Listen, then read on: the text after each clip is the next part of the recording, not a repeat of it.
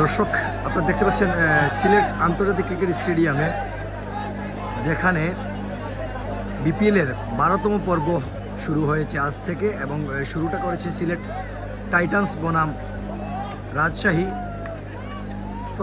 প্রথমার্ধের যে খেলা সেটি শেষ হওয়ার পর দ্বিতীয় ম্যাচ কিন্তু ছিল নোয়াখালীর। আর এই আজকের আন্তর্জাতিক ক্রিকেট স্টেডিয়ামের গ্যালারিতে কিন্তু নোয়াখালীর দর্শকরা রয়েছেন এই মুহূর্তে। তারা কিন্তু প্রথমে মিছিল সহকারে কিন্তু ব্যানার নিয়ে এসেছিলেন এবং তাদের এই ব্যানারে ভিন্ন কিছু লেখা ছিল, যেখানে লেখা ছিল নোয়াখালী বিভাগ চাই।